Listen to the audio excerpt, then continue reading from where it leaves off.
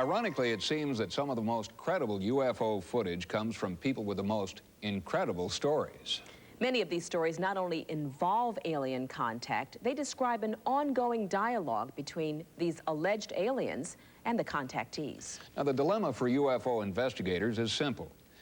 If this footage is real, then could these alien messages be real as well?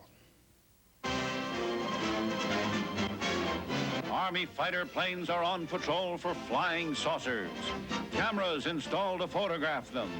Portland, Oregon, the area from which came the first weird reports. This is a photograph of a flying saucer taken by myself, and it reminded me of two straw hats stuck together at the brim. We've all seen images of UFOs that look too good to be true. But are they? We've all seen other images that are so murky as to almost be incomprehensible. But they come from sources that are unimpeachable. Just what should we believe? I think the UFO phenomenon almost aims for clarity and obscurity at the same time. It's almost as if it has an intention to clarify and to muddy the waters in precisely the same moment. The photos appear to be, they can be interpreted as craft. Some of the better ones, some of the more clear ones, clearly look to be like what we've come to expect craft to look like. Photographic evidence of UFOs has come a long way from the blurry stills that characterized the images of the 1950s. With the proliferation of home video cameras, people all over the world are capturing some extraordinary things. We're living in a time when there's clearly a growing fascination and a growing increase in this phenomenon. Some of the most interesting footage is now coming not from films, but videotapes from people who have their camcorder. They get out of their car and they track something as it moves across the sky, and it does not appear to be a satellite or a star or a weather balloon or swamp gas. The conclusions I draw from having reviewed, I suppose, over the years since I first got interested, hundreds of photographs, possibly thousands of photographs, and films, that a sizable percentage are extremely interesting and tell us something about the UFO phenomenon. There are certainly a number of clear photographs, even though in the majority of instances they show a distant object, but there are some very good ones which have been taken throughout the world. Among the most striking footage was this object videotaped over Spain in 1989.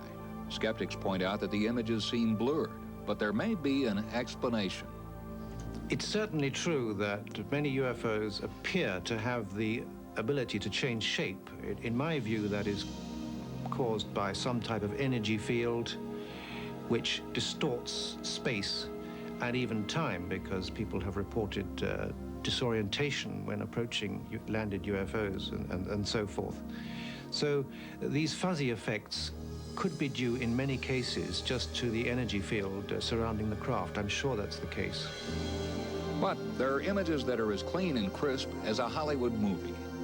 And these images have become the fulcrum of controversy since they first appeared.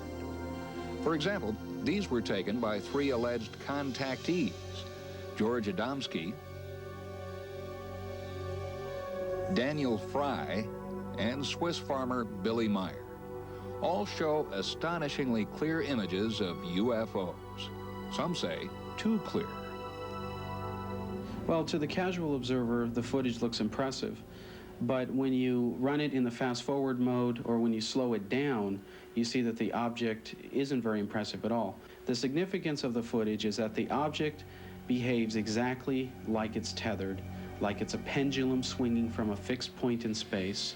I have no doubt that if one was to take the most perfect photograph, or if one was to be given the most perfect photograph showing every detail of a craft close up, the immediate reaction, I think, from most people would be, it has to be faked. It's much too good to be true.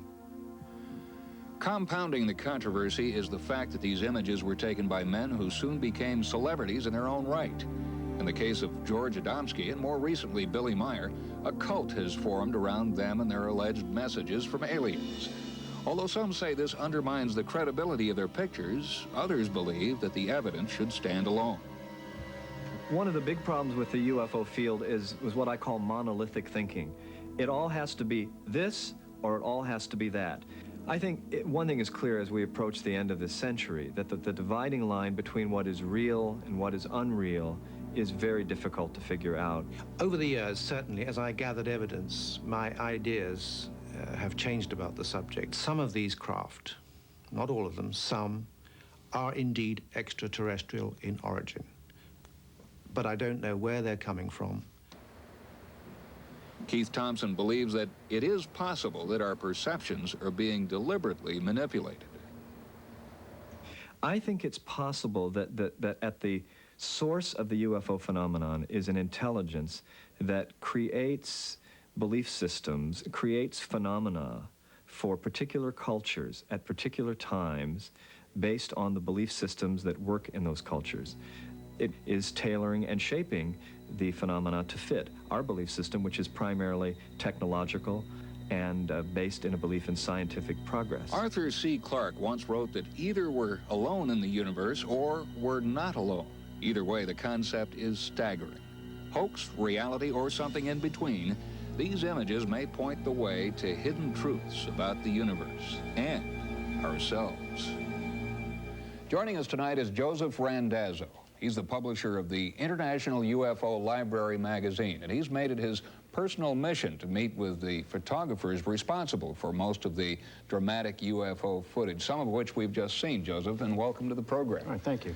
I've had the opportunity to interview a number of contactees. I'm sure that you've done a lot of research on them. What do you think the commonality of the messages that they get is, or is there a common link?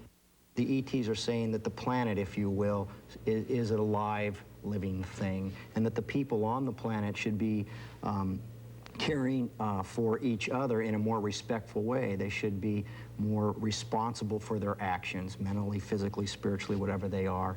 Yeah. Does it surprise you that the subject itself is getting so much coverage now in the mass media? I think that the UFO ET subject is very prime at the moment, and I think it is the next step in our evolution as a humanity to understand that the possibility of life forms that exist throughout the universe are at some time going to collaborate with people of this world.